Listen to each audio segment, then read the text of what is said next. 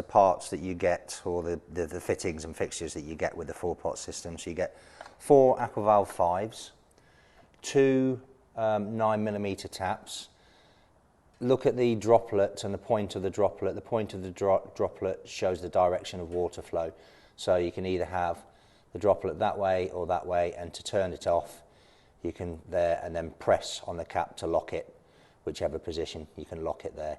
So 2 taps, 1 at the just after the tank and 1 at the end of the run. 5 9mm top hat grommets, 1 for the tank and the other 4 for the trays.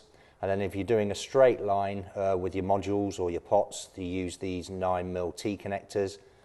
If you're creating a square layout, then you'll use the 9mm cross connectors, a length of 9mm pipe, and a Gulf filter that goes inside the reservoir once you've connected the pipe to it. And it literally pops open and you can clean it. And then finally, root control squares. So they're copper one side, black the other, and then Marix. There's an option on how you can use the root control fabric. You can either, my personal preference is the root control square in the pot, gold face down. Other options are to put the Marix, which is just the black thin one, in the pot, and that stops the soil from falling out, or the cocoa, and have the black and gold in the tray, gold face up. But as I said, my personal preference is in the pot, gold face down, and then you put the substrate on top. Right, I'm just going to show you how to connect the pipe work to the reservoir. So you take your length of pipe, which I believe is 4 meters long, and you can cut it at any lengths you like. First, take 1 of the 9mm top hat grommets and then push it into the hole at the bottom of the reservoir. So if I just feed it in, and then you just push the grommet into the hole like that, and that creates a watertight seal. Then you take your pipe, and as I've said previously in other videos, if you struggle to get the pipe work into the grommet, dip it in cold water. It will stiffen up the material if it's soft, or put a little bit of washing up liquid onto the end of it.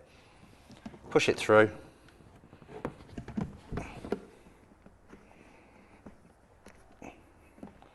So it's a couple of inches inside the tank, like so.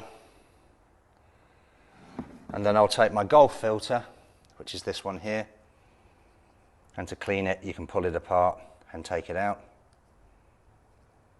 And I'll then push that Gulf filter into the end of the pipe.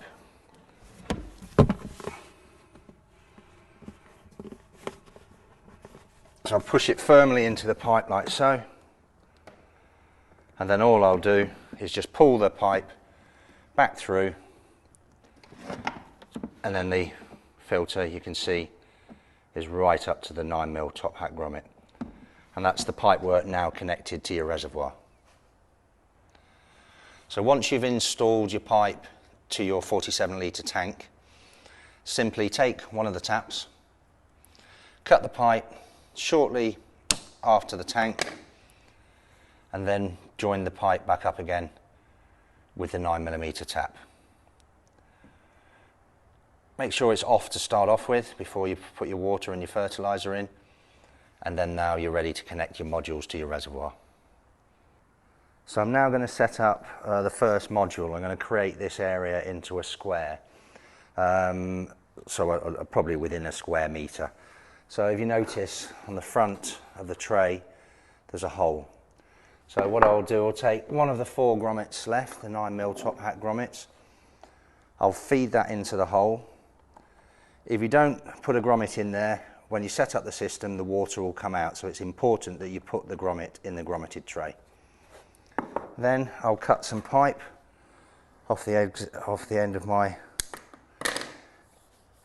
So I've got a length of pipe, so I can now connect this to the tray. So I'll cut my pipe that's from the reservoir, cut it like so, and then I will insert a 9mm cross connector, like so. Just push it on nice and tight. These are watertight fittings, so if you are using AutoPot, try and use the pipe that's designed for AutoPot. Don't try and get pipe from other manufacturers, because you might find that it doesn't create a watertight seal. Then I'll put my length of pipe onto the other point, and then I'll simply wet the end of this pipe here, or put a bit of washing up liquid on, make sure it's cold and hard, and push that through the 9mm top pack grommet in the side wall of the tray. And I pull probably about 6-8 inches through. Then I'll take my aqua valve, and I'll simply, you make sure when you get the aqua valve there's a silicone in the top float. Have a look at the videos to pre-setting your aqua valve, and make sure there's a silicone in the bottom float, and make sure they're all properly positioned correctly. Then I'll remove the collar, thread the collar onto the pipe, and then simply push the pipe onto the nozzle of the aqua valve, and then tighten the knot up. When you feel it grip, stop. There you go. And then all I do, I pull my pipe back out of the tray, and what you must ensure is that this half moon section on the back of the aqua valve, the bottom back of the aqua valve, pushes on the T section in this tray here. So once you pull your pipe all the way out and the nozzle's almost touching the grommet at the front, locate it onto the T section and push down firmly. Push down on the main body, don't push down on the top float. So that is your first module set up with the aqua valve in it. Then, like I said before, you've got two options. If you receive a Marix disc and a root control disc, there are two options. Either you can put the root control disc in the tray, gold face up, and the Marix disc in the pot, like so. My personal preference is to simply put the root control fabric or square in the bottom of the pot, gold face down, and then place that in the pot.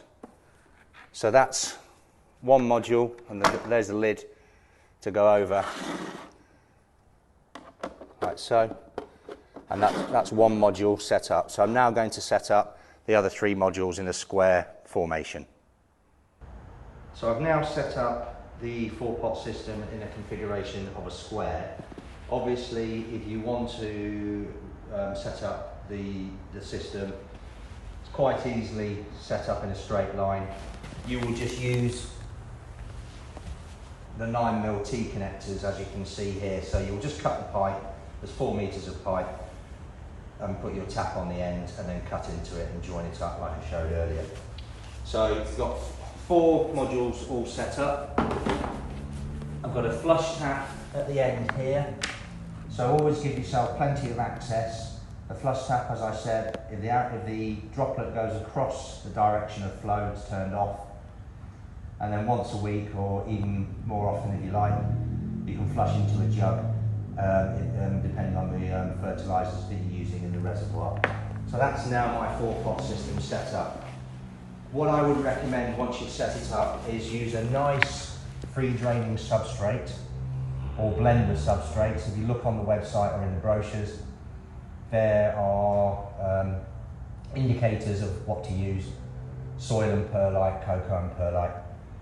Put your plant in, put your substrate in, then put a nicely established plant in there. Don't put a tiny little seedling in there.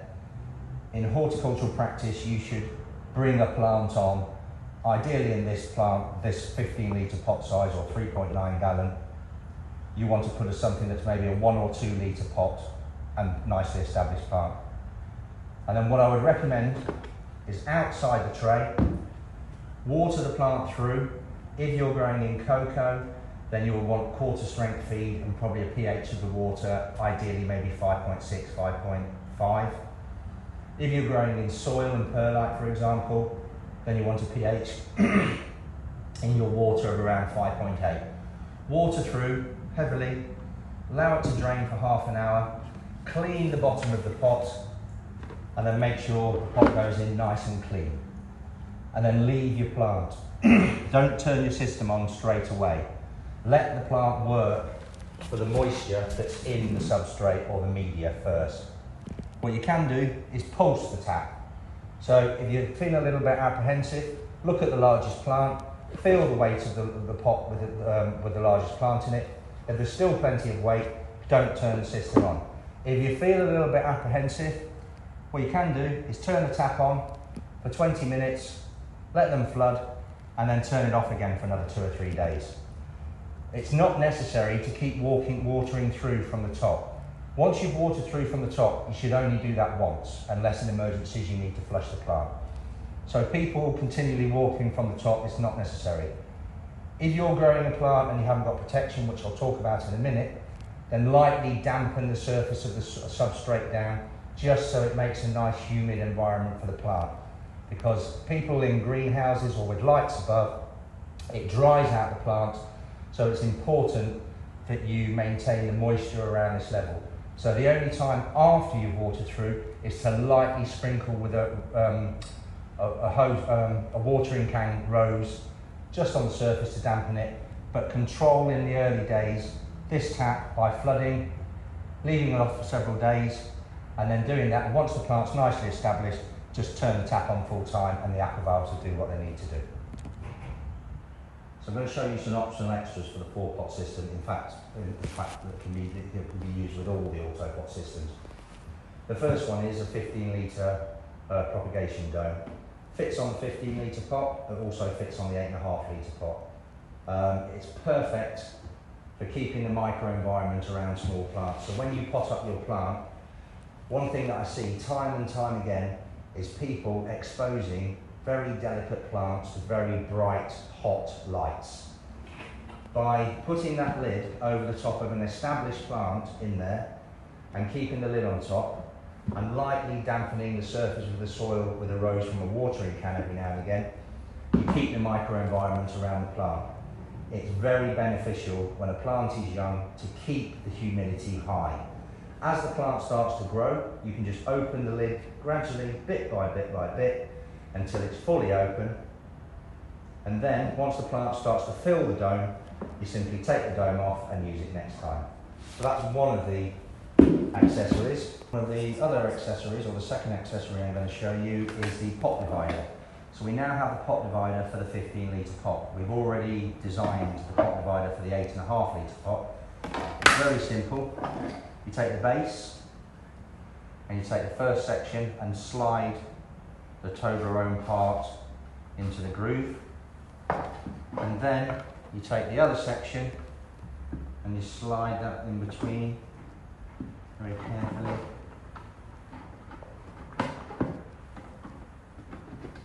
And push down firmly. And there what you've got is a pot divider. So that, you put your root control disc in the pot gold face down, and then simply put your pot divider, and you've now divided your pot into 4. So it's perfect for raising small plants. You can put small cuttings on there, in there. Use a nice open mix. Basically, when you put it in there, you just throw a little bit of the substrate in there, give it a shake. There is no need to press the substrate into the holes. Just shake it, and then put your cutting in there, backfill, and water through. So now you've got a division of the 15-litre pot. The other additional benefit is that you can then also put your propagation lid on top. So you can bring your plants on in that division of 4. When they're ready to be taken out, you simply lift it up using the handles and take out the cell, and then put the plant into the pot.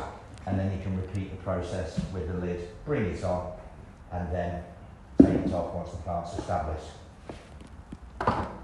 The final additional extra is the air base. So we released these in mid-2023, and it is similar to the base of the pot divider, as a detachable insert. So this can be dropped simply in the pot, and it's to be designed to be used instead of pebbles. The great thing about this, well, in this instance here, without the use of the air dome, you put some substrate in there, give it a shake, put your plants in, water through, and that's ready. If you want to use the air dome with it, you remove the central part, you then put the air dome underneath, and you'll see there's a channel here and here for the pipe to go up when I drop it into the pot. So I put my air dome from underneath, like so, and you can see how the air dome is constructed. 4 pieces of pipe and a cross connector, and then the pipe, and then you have a straight connector to connect it to a network of pipe. And then simply put that in there like so, drop that in the pot,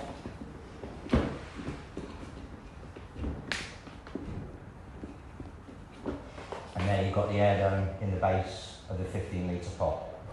If you're using the air dome this way, once again, put a little bit of medium substrate in there. Don't use the air dome if you're using a very dense substrate.